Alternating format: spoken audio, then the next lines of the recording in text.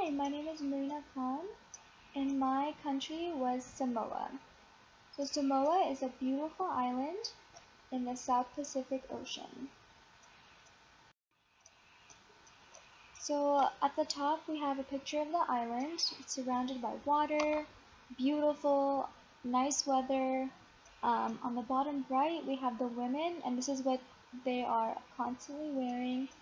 And on the left we have the men with their necklaces and their traditional wear. So some background information, the country Samoa was under the control of New Zealand until their independence in 1961. They have the world's second largest Polynesian group.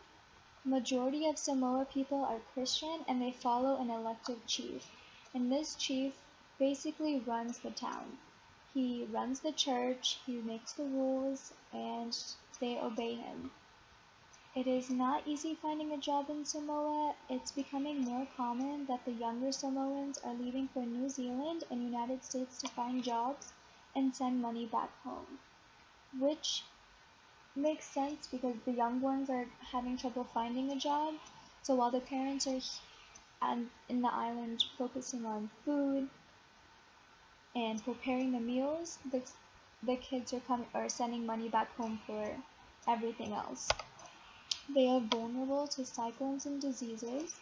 The tropical weather and abundance of water gives rise to many infectious diseases. Samoans do, however, have an abundance of food. They have the ocean, which gives them access to crayfish, tuna, and octopus. Samoans have plantations of bananas, taros, and tropical fruits. Their weather allows them to have a variety of fruits and vegetables. The island did have a history of drought and is not likely for people to migrate because of the long voyage, and also because they're already settled and they don't want to move. They grew up in a certain lifestyle and they like to live it out like that.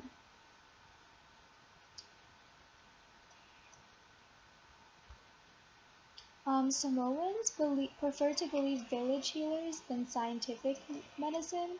They turn to faith healers and other forms of non-scientific treatments. Basically, they prefer their own medicine versus Western medicine. They like their plants and they like their herbs than to take aspirin or Tylenol for something. And their two dominant languages are English and Samoan. But of course, Samoan is the common language, and then English they use for business. And they have a high context culture. Their economy is built around fishing and agriculture, of course, since they're surrounded by a large body of water. They do not prefer spicy food. They mainly use coconut and creams. Common foods include chicken, vegetable soup, and fish. Imu is the way they heat up their meal. It is a traditional process above the ground stove oven, heating by glowing hot lava rocks to cook the food. For example, fish are wrapped in banana leaves and placed over the heat. And they do this up to 3 times a day. So I saw a video of a Samoan guy talking about they're very particular in how they pick the rocks, because if they pick the wrong rock, it could explode. So they usually, they're of course used on Sundays because it's the only way of heating. They don't have microwaves or stoves. Majority of the important culture events include large meals and feasts. For a special evening, they would use foods like bread, fruit, pork, chicken, and taro. Kava is the traditional drink and only served during special events. On special holidays, they also serve palasami, which is young taro leaves baked in coconut cream, and oka, which is raw fish in coconut cream. You can tell by now that they love their taro, which is a plant that they use for health benefits as well. Basically, it I mean, it does have health benefits in the science, but it has a fiber, protein, vitamin A, and calcium. They also use a plant called atasi, which is to get rid of aitu and promotes healing. So, of course, it's not common for them to use Western medicine, but they use food as their healing. So, common diseases are the Zika virus, hepatitis A, hepatitis B, and typhoid.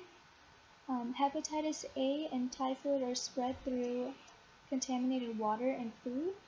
It is important to only drink bottled water or boiled water and only eating foods that are prepared safely, which completely makes sense because when I visit other countries, I am only strictly allowed to have bottled water, and one time I didn't have access to it, and I drank regular tap water, and I vomited right away. So to stay safe for them, it is important to only drink bottled or boiled water. They can get very sick very quickly, and it's sometimes very hard to come back from that. So some interesting facts I found about Samoan people. They believe to wash their hands after meals, which is strange because since they're working around dirt and doing different tasks with their hands, they don't wash their hands before their meal, it's just after. It is common for Samoan people not to brush their teeth. That could lead to many dental diseases. They don't use oil in their food, so primarily they have a good, healthy lifestyle. Bringing food to an event is an offense because it implies that the host has not prepared enough food. It is better to take all food in the first serving rather than the second food because it is thought to be rude. So for us, bringing food is a common thing. When you go to someone's house or an event, you bring something out of respect. But for them, it's the opposite. And then they only want people to take from the first serving and not the second, which is different. And as a sign of respect, try every dish offered. Samoans often eat with their hands, which is common. Usually in different countries, they have like different rules with eating with fork or spoon or eating with your hands. So I added pictures of how they entertain guests. They do have a lot of tourism. And in the left picture, that's the emo style, the way they heat up their food, and they teach other people how to do it as well. And then on the right, you have the dancing. They have an amazing entertainment section when you do visit them. I saw some videos online of the dancing, and they also prepare their food right in front of you. So they like to keep their guests happy, and there's also different types of food. It's not just Samoan food when you go there. They do have Japanese food, European food, American food. They have a vast majority of different kinds if you ever do want to visit, and it's beautiful country. And here's my works cited. Hopefully you enjoyed this video in PowerPoint. If you have any questions, you can always email me, and I can answer them for you. Thank you.